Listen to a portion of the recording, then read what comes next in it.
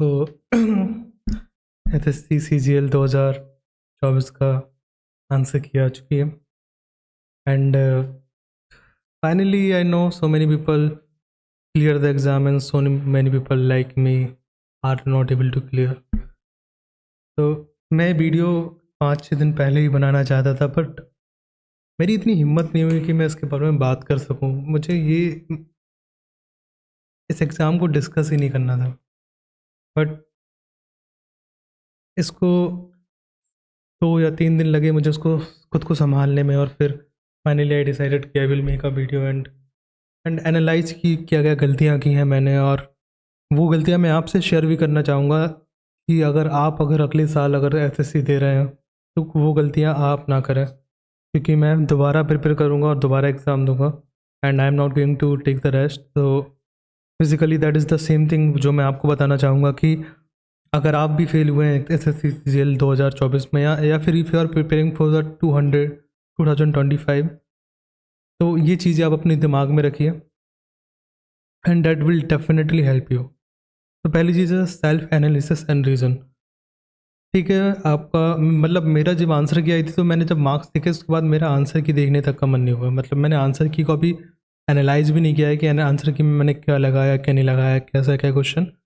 I score around 300 marks and इसके बाद मुझे पता है कि 300 मार्क्स में इस बार मुश्किल ही है कुछ मिले। तो उसके बाद मेरा पूरा दिमाग ख़राब हो गया क्योंकि इतनी मेहनत जो की थी मैंने, इतना सेक्रीफाइस, इतना सब कुछ। अगर बहुत ज़्यादा डिफरेंस से अगर कोई हारता है तो उसको लगता है कि हाँ चलो कोई नहीं, बहुत ज़्यादा डिफरेंस था। लेकिन जब आप 15 या 20 नंबर से रह जाते हैं और 15 और 20 वो भी सिली मिस्टेक्स हों, तो आई कांट एक्सप्लेन कि हाउ वाज दैट फीलिंग। तो इट इज़ वेरी डिफ़िकल्ट, और ये जिन लोगों ने दिया भी है उनके लिए भी बहुत ज़्यादा डिफ़िकल्ट रहा होगा। लेकिन क्या ही कर सकते हैं, ज़िंदगी है, ज़िंदगी में हर तरीके के दौर आएंगे, हर तरीके की चीज़ आएगी, तो we have to cope up with everything. तो अगर आप फेल हुए हैं तो सबसे पहले आप अपना सेल्फ एनालिसिस कीजिए।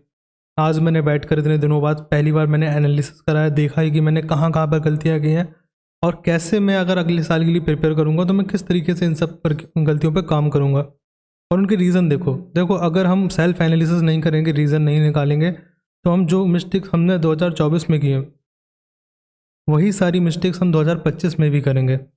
तो इसलिए बेहतर है कि अगर हम अपनी गलतियों को जल्दी पहचान लें और उन पे काम करें, तो ताकि हमें ये जो हमारी ज़िंदगी, हम जो जिस फेज़ से हम लोग गुजर रहे हैं ना, उस फेज़ से हम लोग ना गुजरें। तो कुछ चीज़ें जो मैंने अपनी फाइंड आउट की हैं मैं बताता हूँ और चेक कीजिए, शायद हो सकता है कि आपको भी यही सेम प्रॉब्लम आ रही हो, या हो सकता है कि आपकी प्रॉब्लम कुछ और हो। तो आप देख लीजिए कि आपकी प्रॉब्लम क्या है, लेकिन ये जो मैंने अपना सेल्फ एनालिसिस किया है उसको आप देखिए, उससे शायद आपको कुछ सीखने को मिले, और जो अगले साल के लिए एग्ज़ाम दे रहे हैं उनके लिए ये देखना मस्ट है। तो पहला है वीक टाइम मैनेजमेंट। तो बेसिकली मैं जब मॉक दे रहा था तो मॉक में आई फेल्ट कि मेरा जो एग्ज़ाम था वो 57 या 58 मिनट में हो जा रहा था। जो सेक्शन 1 था, मेंस का जो सेक्शन 1 था जिसमें मैथ्स प्लस रीजनिंग था, तो आई वॉज वेरी, मतलब मुझे इतनी टेंशन नहीं हो रही थी कि हाँ ठीक है मैं कर लूँगा। बट जब मैं एग्ज़ाम में गया तो एग्ज़ाम में आई रियलाइज़ कि मेरे 50 मिनट में लगभग 50 क्वेश्चन हुए होंगे, लगभग 50 क्वेश्चन हुए होंगे, और लास्ट के जो 10 मिनट में मेरे 10 क्वेश्चन बचे, 10 क्वेश्चन वो भी लेंदी वाले। तो आई स्टार्ट लाइक पैनिकिंग, तो मुझे पैनिक होने लगा और फिर मैंने वहाँ पर बहुत सारी गलतियाँ कर दी। लगभग 5 क्वेश्चन मेरे सिर्फ इसीलिए गलत हो गए क्योंकि आई स्टार्ट पैनिकिंग, और फिर मैंने कुछ गैस पर भी करा, कुछ मैंने अप्रॉक्सीमेशन भी लिया, लेकिन आंसर में जो क्वेश्चन ऑप्शंस थे वो 10.87 और 10.67 इतने क्लोज क्वेश्चन थे, तो अप्रॉक्सीमेशन भी मेरा गलत बैठा। तो पहली चीज़ आपको ये समझनी है कि जब कभी भी आप मॉक की प्रैक्टिस करें या फिर आप रियल एग्जाम में भी जाएं, तो आपको ये नहीं सोचना है कि आपके पास 1 घंटा है। आपको ये सोचना है आपके पास 50 मिनट है, आपको 10 मिनट पहले पेपर करना ही करना है।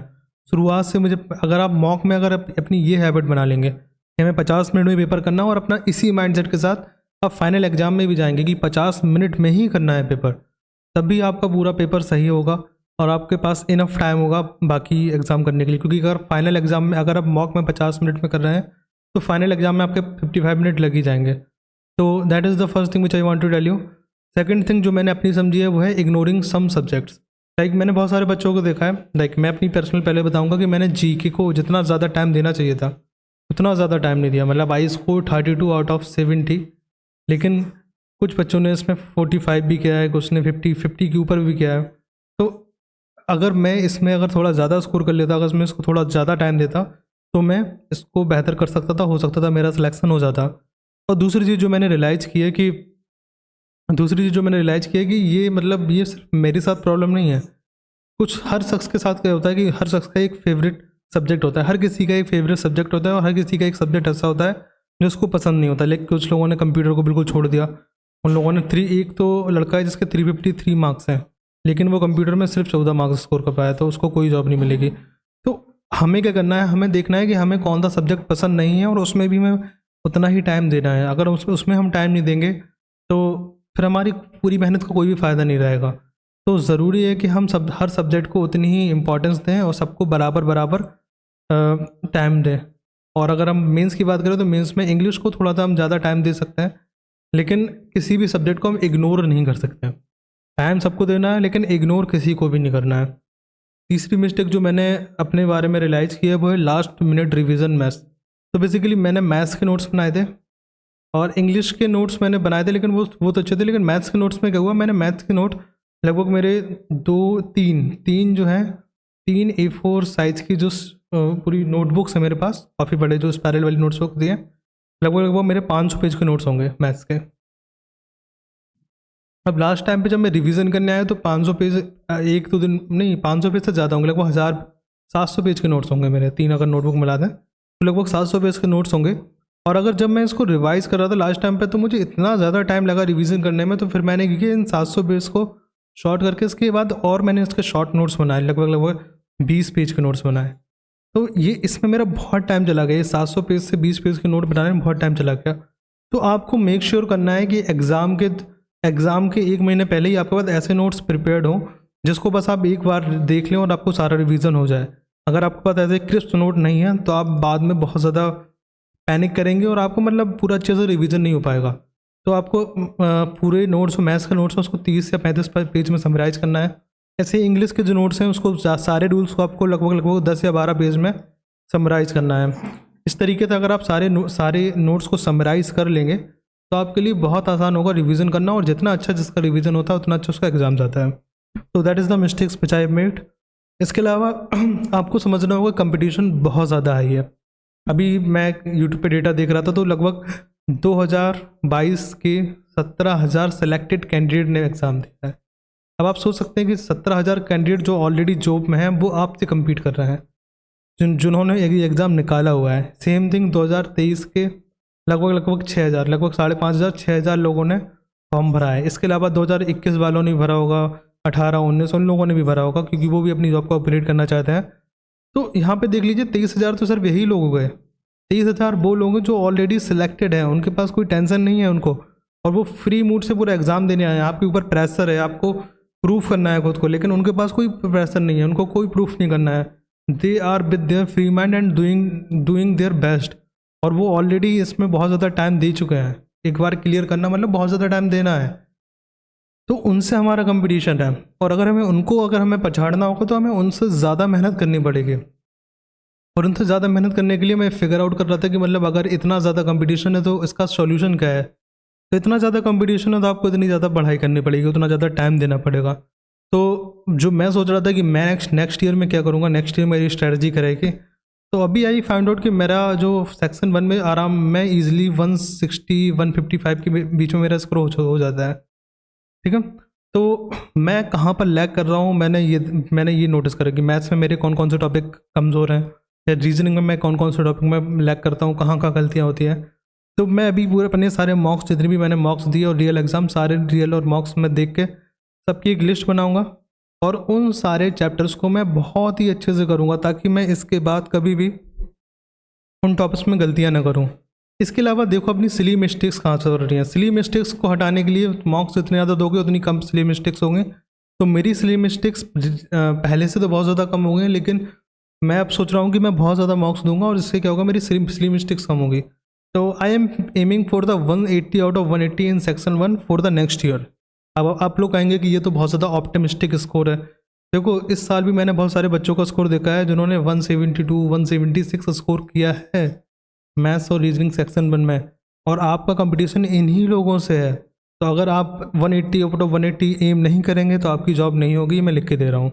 सेम चीज़ सेक्शन 2 में 170 आपको सेक्शन 2 में स्कोर करना पड़ेगा कम से कम, like if you want the selection. Like अभी मेरे जो इंग्लिश में मार्क्स थे वो 127 आउट ऑफ 135 थे, 135 में थे 127 मार्क्स थे, और मेरे 32 मार्क्स रीजनिंग में थे। तो इंग्लिश बहुत ईजी आती है। अगर इंग्लिश को अगर आप अच्छे से 2 महीने ही दे रहे हैं, अगर आपने इंग्लिश को 2 महीने दिए हैं तो ईजिली आप 127 या फिर ईजिली आप 120 प्लस मार्क्स ला सकते हैं।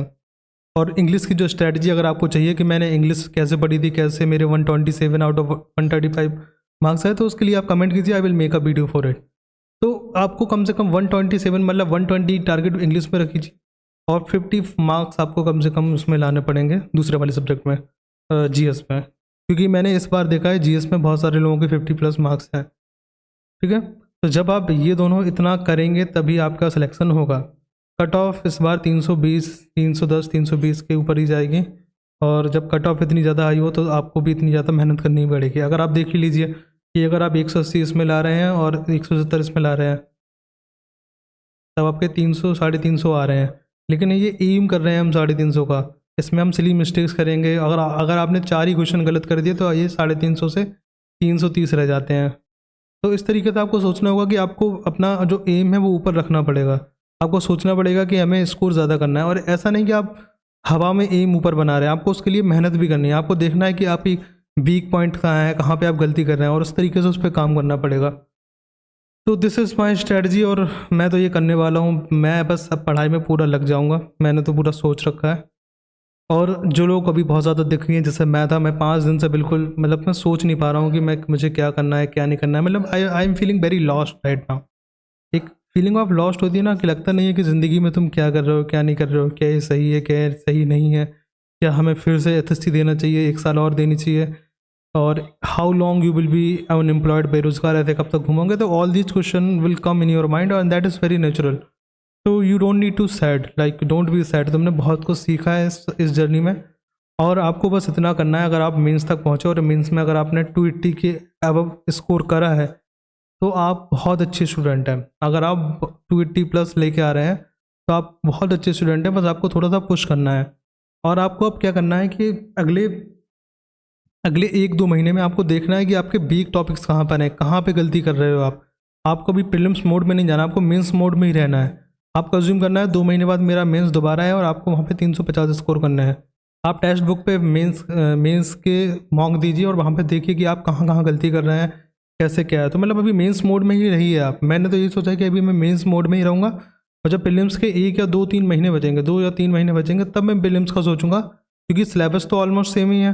तो मैं मेंस को भी इम्प्रूव कर लूँगा और अगले साल, ताकि मतलब मैं दोबारा वो साइकिल में ना जाऊँ। मुझे पता है उसके लिए टाइम मिलेगा, but I don't want to face those thing again. तो मैं पहले से ही पूरा प्रिपेयर करके रखूँगा। और अगर आप भी चाहते हैं कि पहले से प्रिपेयर करें, तो अभी से प्रिपेयर करना स्टार्ट कर दीजिए, अभी से पढ़ना स्टार्ट कर दीजिए। और मुझे मालूम है कि बहुत सारे लोगों का पढ़ाई का मन नहीं हो रहा होगा, क्योंकि इतनी मेहनत के बाद जब आपको कुछ ना मिले तो बहुत बुरा लगता है। I was feeling the same, but you have to push yourself. तब तक आपको खुद को एक जगह पे डाले रहोगे, कभी ना कभी तो उठना पड़ेगा और खुद को पुश करना पड़ेगा। और थोड़ा सा आप खुद को पुश कीजिए and you will feel motivated, मतलब थोड़ा थोड़ा मोटिवेट फील होगा। और थोड़ा फिजिकल एक्सरसाइज कीजिए, और अपने जो आसपास जो अपने पेरेंट्स हैं और लव्ड वंस हैं उनसे बात कीजिए, क्योंकि these are the people who will inspire you. वो बताएंगे, उनको शेयर कीजिए बातें कि हाउ यू आर फीलिंग। तो अगर कोई आपका खास हो, कोई करीबी हो, उसको बताइए। और अगर वो सच में आपका लव्ड वंस होगा तो वो आपको नीचे नहीं गिराएगा, वो आपको बताएगा कोई नहीं है, आप मेहनत करते रहिए। मतलब they will console you, and that is very important for us. और थोड़ी सी फिजिकल एक्सरसाइज कीजिए। क्यों मैं फिजिकल एक्सरसाइज में इसलिए कह रहा हूँ, क्योंकि जब आप फिजिकल एक्सरसाइज करते हैं तो हमारे ब्रेन में एक केमिकल रिलीज होता है जिसको हम लोग कहते हैं एंडोर्फिन। और जब एंडोर्फिन रिलीज होता है तो हमें थोड़ा हैप्पी फील होता है, और जब हमें हैप्पी फील होता है तो हम लोग अच्छा काम करने जाते हैं। मतलब हम लोग खुद को पुश करेंगे, हो सकता है हमारा पढ़ाई में दोबारा मूड बन जाए। तो इसलिए थोड़ा फिजिकल एक्सरसाइज कीजिए, थोड़ी बहुत रनिंग कीजिए, थोड़ी बहुत वॉकिंग कीजिए, जिससे कि यू विल फील गुड।